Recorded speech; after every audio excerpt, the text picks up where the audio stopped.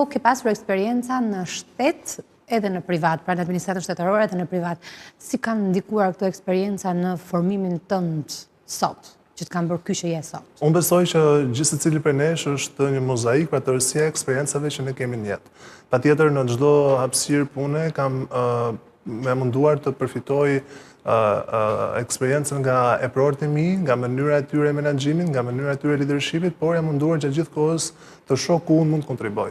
Kam punuar në Agjencinë Kombëtare të Arsimit, Formimit Profesional dhe Kualifikimeve, agjencia që angazhohet në zhvillimin e skelet kurrikulave, dhe aty ne jemi munduar që të përshtasim komplet skelet kurrikulave e shkollave profesionale me Bashkimin Evropian si pjesë e një grup kapitull të negociatave.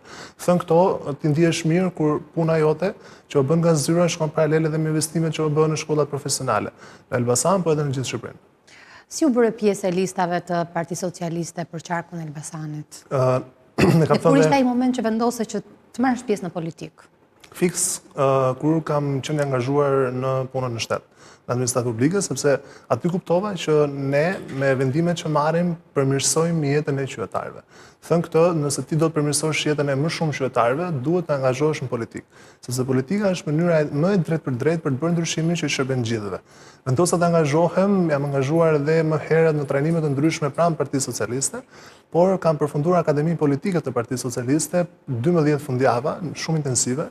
Më pas kemi ndjekur dhe kam aplikuar tek platforma deputeti që duam, po nga Partia Socialiste, si një rrugtim pas rrugtimi, mbyllën një rrugtim, fillonim një tjetër, në mënyrë që sot jemi në listën e kandidatëve për deputet të qarkut e Elbasanit, në listë hapër.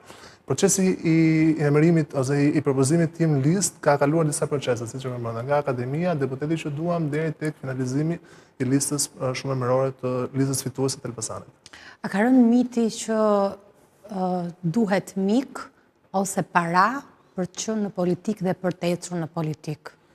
Unë do thosha duhet qëndrueshmëri, duhet këmbgulje, duhet angazhim, duhet dhe ide të forta me argumenta të forta. Për të idealizmit që ti ke, ky mit ka rënë? Personalisht, unë kam rast konkret, personalisht i mat nuk e di ku i ka zyrën PS-ja, as njerëzit e mi, kështu që kam studiuar, kam punuar, kam aplikuar, kam diskutuar, kemi debatuar, kemi shprehur mendimet tona të ndryshme edhe në tryezat të ngushta të akademisë politike, kemi dhënë opinionet tona, aplikova te platforma deputeti që duhet, që duam, jemi sot në listën fituese të Partisë Socialiste për qarkun e Elbasanit. Pra çdo i ri që do të angazhohet, duhet të angazhohet me një qëndrueshmëri. Jo çdo gjë bëhet sot për nesër, gjërat janë procese, angazhimi politik është një proces i cili merr kohën e tij, duhet të kontribosh, të rikontribosh pa u ndaluar.